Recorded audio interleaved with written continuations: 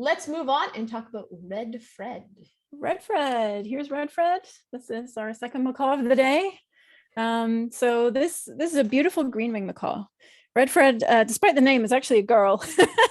So Red Fred is a little older than Bless at about 37 years old, we think.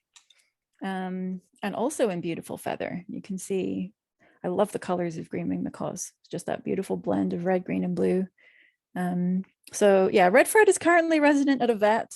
When she came in to us, there was an existing concern that she might have some health issues.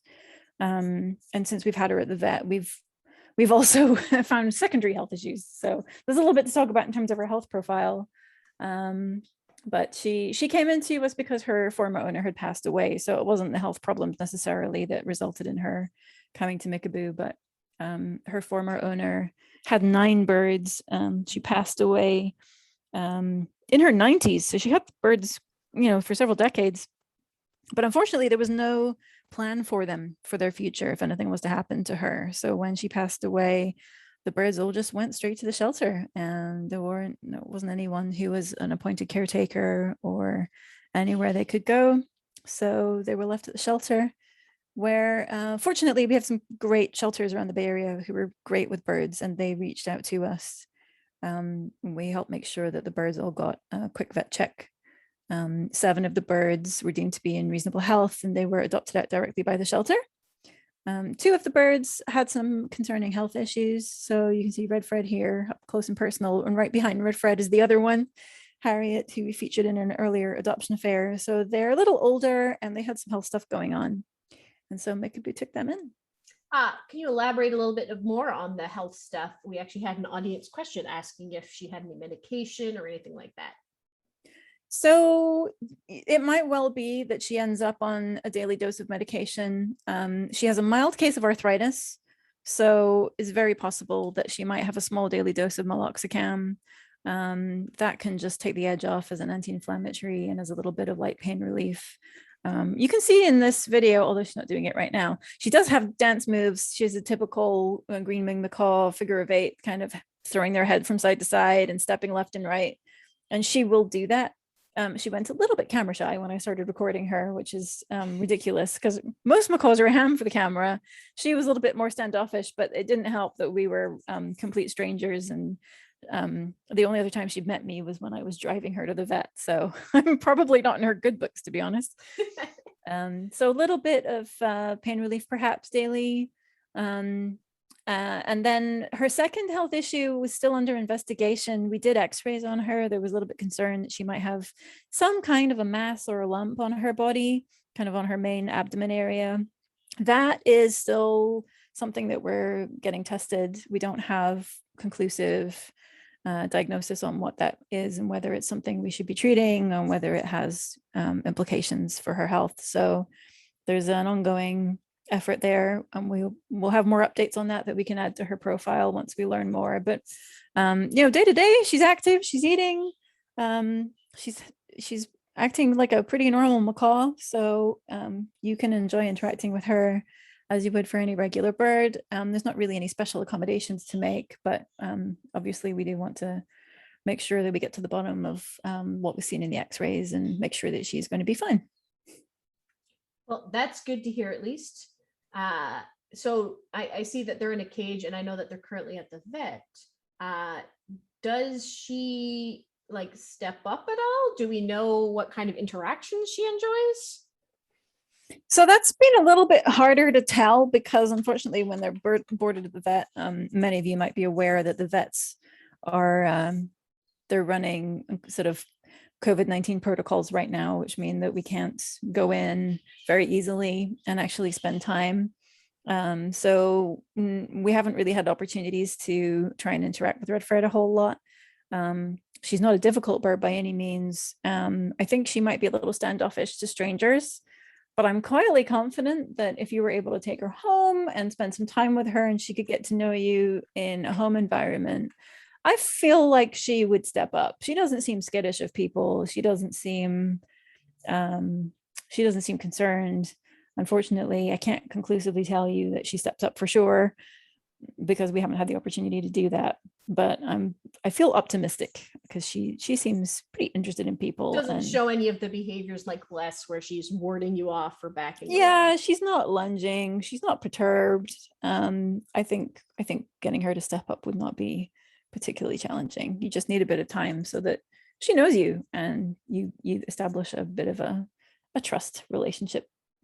So I'll remind people that if you have any questions about Red Fred or even about Bless, feel free to put them in the Q&A tab. And if you are talking about an older bird, feel free to mention which bird, just so we answer the right question for you. Is Red Fred on a good diet, or did they come in on a less than optimal one? I think they were on an okay diet in their last home, and now they're eating Harrison's pellets and vegetables pretty consistently. So one good thing about having them at the vet is that they're pretty immediate about working on that. Obviously, you can't do it overnight with any bird. You need to make sure they're not losing weight or starving. So that's something you should do carefully. But in the time Red Fred's been there, she's on a really healthy diet now, and we would be pretty. We'd want to highlight anyone taking her on should keep that diet. Once they're on Harrison's pellets, you don't really want to change them away from that. It's diet is really the most important thing that determines their lifespan. So keeping them on those veggies and the Harrison's pellets is a big part of that. So a little bit earlier, we saw it looked like measuring cups, I think, in the middle. Yeah, isn't that crazy? They're awesome parrot toys. A lot of birds really enjoy metal toys, and most people would go straight to like a stainless steel bell. But you don't have to necessarily buy dedicated bird toys. There's a lot of plain untreated wooden and steel items out there. These are just everyday kitchen measuring cups. So they're steel. They clean really easily. They make very attractive jangling noises that the birds love. And they're great for hanging at beak height and letting her just jangle them around. So they're on a closing link there. You can see at the top of the frame. They're just a lot of fun. And we've had conures as well that really love steel measuring cups. So they're relatively inexpensive and very durable toy that a lot of parrots really enjoy clanging around. You might not like all the noise they make with them, but they think it's awesome. We actually had an audience question. Does Red Fred and does Bless talk, and do macaws in general talk? Are they a talking sort of bird? There's a big variety. Some macaws are real chatterboxes, and they have certain phrases that they love to say all the time.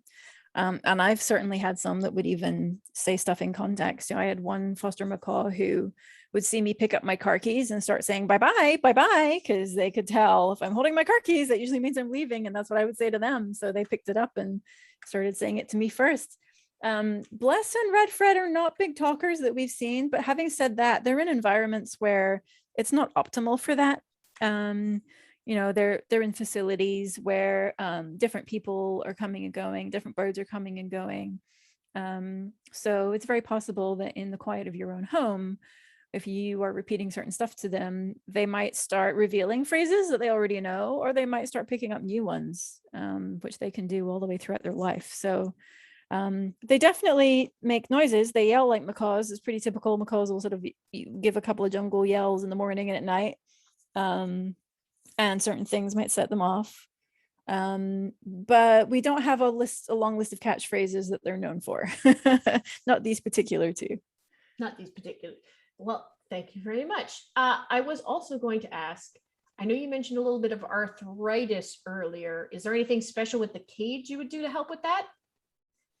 Not at this point. Fred seems pretty happy with regular perches. Obviously, it's important that you have perches of different sizes and shapes. So I would encourage that you have, obviously macaws need nice big fat perches. Maybe experiment with some natural wood ones, maybe add in a rope one. A lot of birds find those comfortable. Maybe even a rope boing, which is a nice spiral suspended perch that swings a little, so that's a little bit more of an opportunity for her to get some core exercise even when she's in her cage. But nothing like flat perches or anything particularly special so far. She's not particularly disabled in any way. Okay. We also had another audience question. What is the best home for Red Fred? Well, that's a really good question. And she's used to having other macaws around, so I don't think it would be a problem if you already had one or two. Other than that, they are an enormous drain on your time, and having two macaws, I would say, is more than twice the effort of having one. There's that part to think about. But I think she'd also be okay if she was the only bird, again, as long as you are giving her plenty of attention. And that's, we're talking hours, not half an hour every day, but at least 3 or 4 sessions throughout the day where you're providing enrichment and engagement. You're acknowledging the bird when you're in the room, you're not ignoring them. It's so important to them as flock animals. Nothing more distressing to them than being overlooked or ignored when they are constantly looking to you when they can see you. So before we move on to the next bird, I just want to ask, do you have any fun stories about Bless or Red Fred? oh my goodness. Well, I'm trying to think. Bless or Reverend. Well, I have taken Bless to the vet before. I don't know that I would call it a fun story, but we did have her in a foster home for a while with another bird. And when I arrived to help transport her for her vet appointment, which had been prearranged, unfortunately, I was running late. So when I walked into the room, we had about -5 minutes to get her into her carrier, and she was not carrier trained. So I really just kind of ended up running into the room, letting her out, waiting until she was hanging on the side of her cage, grabbing her as towel and throwing her in a pet taxi and just running out the door with her. And she put up with it all like a champ. So I don't think Bless or Red Fred has you as their favorite person for sure. No, well, unfortunately, in my line of work, that's pretty common. So you take the good with the bad. you play the bad one so that the adopter can play the good one. I'm the bad cop, unfortunately. All right. Yeah. Thank you very much, Sarah.